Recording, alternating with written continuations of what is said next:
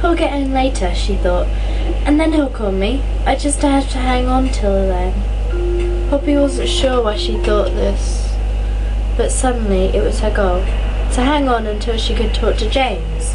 She didn't need to think about anything until then. She just had to survive. Once she talked to James, she could figure out what she was supposed to be feeling, what she was supposed to do now. There was a light knock at the door. Startled, Poppy looked up to see her mother and Cliff. For a moment, all she could focus on was their faces, which gave her the strange illusion that the faces were floating in midair. Her mother had red and swollen eyes. Cliff was pale, like a piece of crumpled white paper, and his jaw looked stubbly and dark in contrast. Oh my God! Are they going to tell me? They can't! They can't make me listen to it. Poppy had the wild impulse to run. She was on the verge of panic.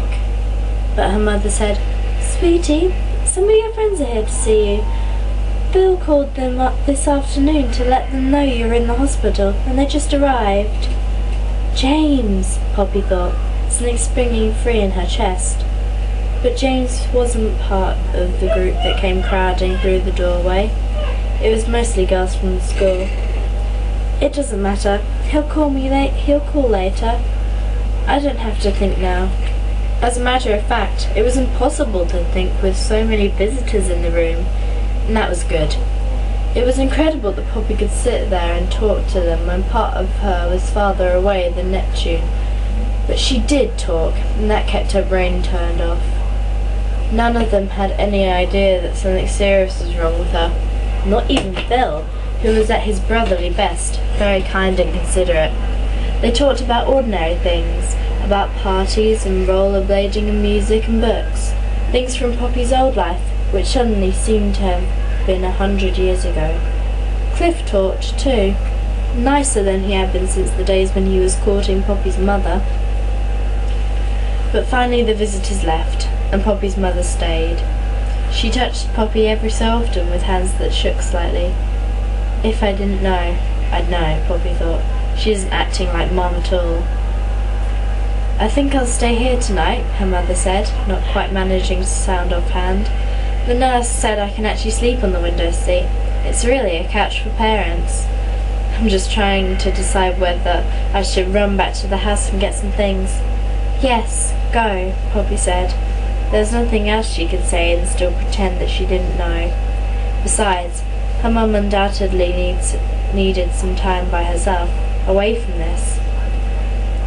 Just as her mother left, a nurse in a flowered blouse and green scrub pants came in to take Poppy's temperature and blood pressure. And then Poppy was alone. It was late. She could still hear a TV, but it was far away. The door was ajar, but the hallway outside was dim. A hush seemed to have fallen over the ward. She felt very alone, and the pain was gnawing deep inside her, beneath the smooth skin of her abdomen. The tumour was making itself known. Worst of all, James hadn't called. How could he not call? Didn't he know she needed him? She wasn't sure how long she could go on not thinking about it. Maybe the best thing would be to try to sleep, get unconscious, then she couldn't think. But as soon as she turned out the light and closed her eyes, phantoms swirled around her. Not images of pretty ball girls, skeletons, coffins, and worst of all, an endless darkness. If I die, I won't be here. Will I be anywhere? Or will I just not be at all? It was the scariest thing she'd ever imagined, not being. And she was definitely thinking now. She couldn't help it. She lost control. A galloping fear consumed her and made her shiver under the rough sheet and thin blankets. "I'm going to die, I'm going to die, I'm going to—" Poppy! Her eyes flew open. For a second she couldn't identify the black silhouette in the darkened room. She had a wild idea that it was death itself coming to get her. Then she said, James? I wasn't sure if you were asleep. Poppy reached for the bedside button that turned on the light, but James said, "No, leave it off. I had to sneak past the nurses and I don't want them to throw me out." Poppy swallowed, her hands clenched on a fold of blanket. "I'm glad you came," she said. "I thought you weren't going to come." What she really wanted was to throw herself into his arms and sob and scream. But she didn't.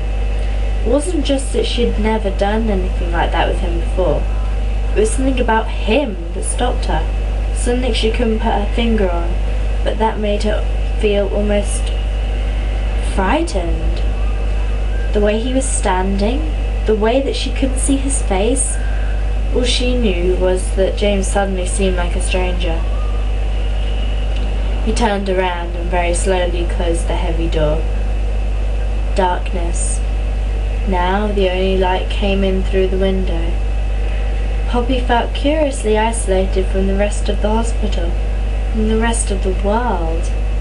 And that should have been good, to be alone with James, protected from everything else. If only she weren't having this weird feeling of not recognizing him. "You know the test results," he said quietly. It wasn't a question. "My mum doesn't know I know," Poppy said. How could she be talking coherently when all she wanted to do was scream? I overheard the doctors telling her, "James, I've got it, and it's bad. It's a bad kind of cancer. They said it's already spread. They said I'm going to..." She couldn't get the last word out, even though it was shrieking through her mind. "You're going to die," James said. He still seemed quiet and centered, detached. "I read up on it," James went on, walking over to the window and looking out. "I know how bad it is. The article said there was a lot of pain. Serious pain." "James!" Poppy gasped. "Sometimes they have to do surgery just to try to stop the pain. But whatever they do, it won't save you. They can fill you full of chemicals and eradicate you, and you'll still die." "Radiate, rather. Probably before the end of summer." "James!" "It will be your last summer." "James, for God's sake!" It was almost a scream. Poppy was breathing in great, shaking gulps, clinging to the blankets. "Why are you doing this to me?" He turned and in one movement seized her wrist, his fingers closing over the plastic hospital bracelet. "I want you to understand that they can't help you," he said, ragged and intense. "Do you understand that?" "Yes, I understand," Poppy said. She could hear the mounting hysteria in her own voice. "But is that what you came here to say? Do you want to kill me?" His fingers tightened painfully. "No, I want to save you." Then he let out a breath and repeated it more quietly, but with no less intensity. "I want to save you, Poppy." Poppy spent a few moments just getting air in and out of her lungs. It was hard to do without dissolving into sobs. "Well, you can't," she said at last. "Nobody can." "That's where you're wrong." Slowly, he released her wrist and gripped the bed rail instead. "Poppy, there's something I've got to tell you. Something about me." "James." Poppy could breathe now, but she didn't know what to say. As far as she could tell, James had gone crazy. In a way, if everything else hadn't been so awful, she might have been flattered. James had lost his consummate cool over her. He was upset enough about her situation to go completely non-linear. "You really do care," she said softly, with a laugh that was half a sob. She put a hand on his where it rested on the bed rail. He laughed shortly in turn. His hand flipped over to grasp hers roughly, then he pulled away. "You have no idea," he said in a terse, strained voice. Looking out the window, he added, "You think you know everything about me, but you don't. There's something very important that you don't know."